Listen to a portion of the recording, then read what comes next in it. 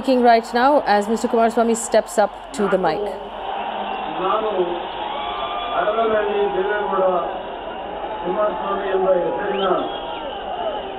ನಾನು ಕಾನೂನಿನ ಮೂಲಕ ಸ್ಥಾಪಿತವಾದ ಭಾರತದ ಸಂವಿಧಾನದ ವಿಷಯದಲ್ಲಿ ನಿಜವಾದ ಶ್ರದ್ಧೆ ಮತ್ತು ನಿಷ್ಠೆಯನ್ನು ಹೊಂದಿರುತ್ತೇನೆಂದು ನಾನು ಭಾರತದ ಸಾರ್ವಭೌಮತ್ವವನ್ನು ಮತ್ತು ಅಖಂಡತೆಯನ್ನು ಎತ್ತಿ ಹಿಡಿಯುತ್ತೇನೆಂದು ಮತ್ತು ಕರ್ನಾಟಕ ರಾಜ್ಯದ ಮುಖ್ಯಮಂತ್ರಿಯಾಗಿ ನನ್ನ ಕರ್ತವ್ಯಗಳನ್ನು ಶ್ರದ್ಧಾಪೂರ್ವಕವಾಗಿ ಮತ್ತು ಅಂತಃಕರಣ ಪೂರ್ವಕವಾಗಿ ನಿರ್ವಹಿಸುತ್ತೇನೆಂದು ಭಯ ಅಥವಾ ಪಕ್ಷಪಾತವಿಲ್ಲದೆ ರಾಗದ್ವೇಷವಿಲ್ಲದೆ ಎಲ್ಲ ಬಗೆಯ ಜನರಿಗೆ ಸಂವಿಧಾನಕ್ಕೆ ಮತ್ತು ಕಾನೂನಿಗೆ ಅನುಸಾರವಾಗಿ ನ್ಯಾಯವಾದದ್ದನ್ನೇ ಮಾಡುತ್ತೇನೆಂದು ದೇವರ ಹೆಸರಿನಲ್ಲಿ ಹಾಗೂ ಕನ್ನಡ ನಾಡಿನ ಜನತೆಯ ಹೆಸರಿನಲ್ಲಿ ಪ್ರಮಾಣ ಮಾಡುತ್ತೇನೆ.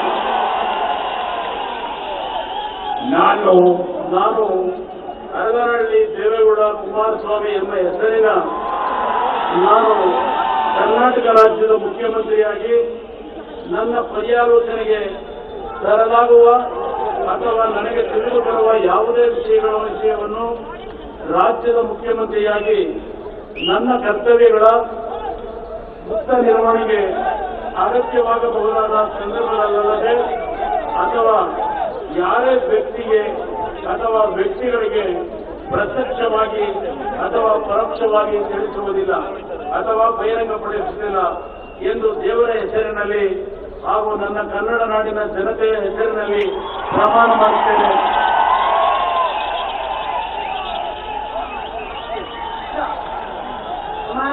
Signs that paper.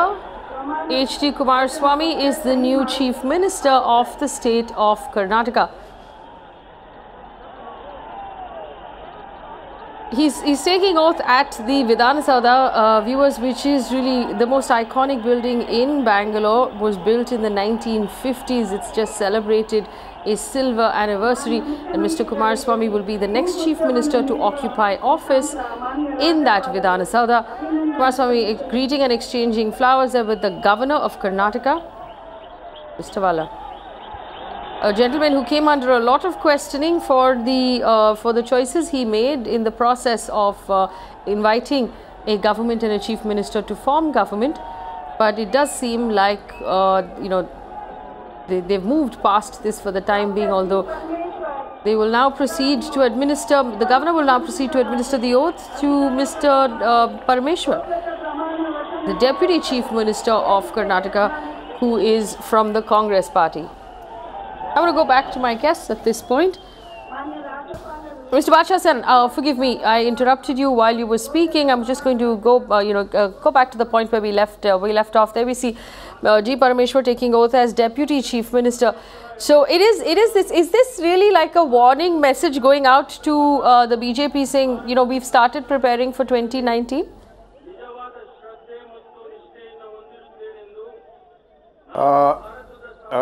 Yes, of course. I mean, I think it's a warning to everybody. But one thing I wanted to find out, because you seem to know much more, you will, because I'm not able to see. Where is the RJD, the Biju Janata Dal, and the DMK? I'm not sure because I can't see everything on the screen. The DMK, the RJD, which is Lalu Yadav, and the BJD, which is Naveen Patnaik.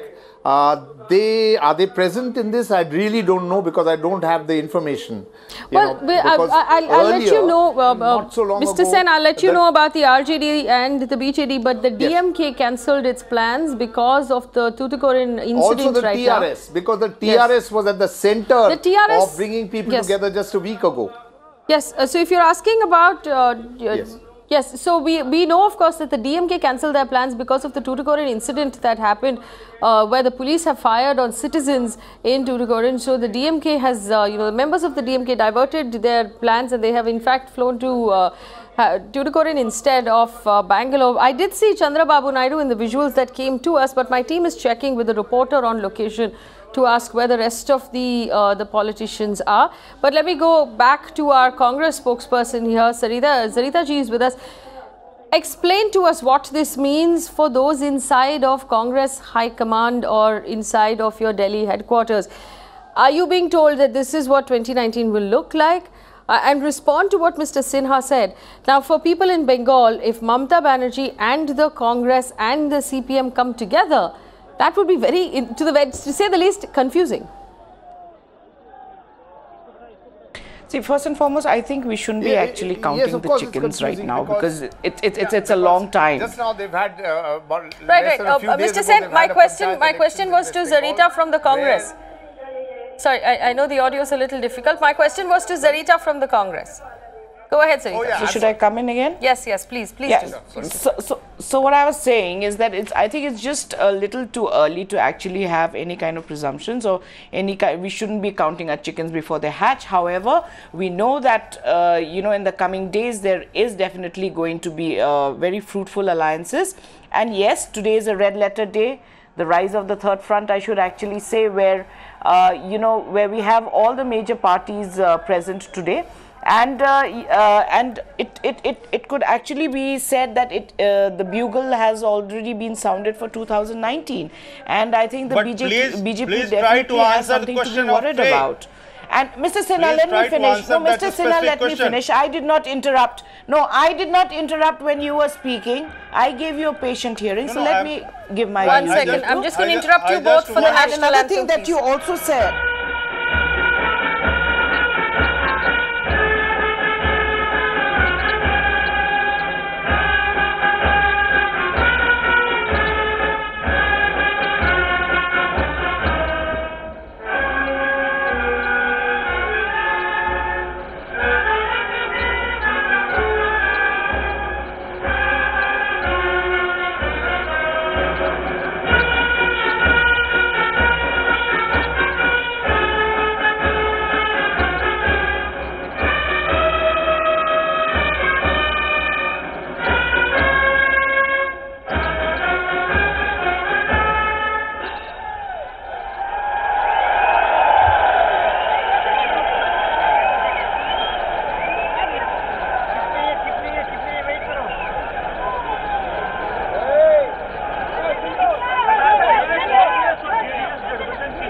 And that was the swearing in that Sitaram Yechuri we see shaking hands with Kumaraswamy, perhaps congratulating him after his swearing in.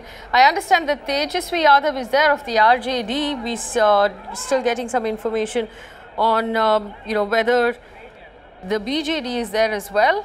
But Mr. Sinha, the BJP is currently in an alliance with JDU, a man who publicly has opposed Narendra Modi. Where is the ideological similarity there? We also see there's Sharad Pawar as well.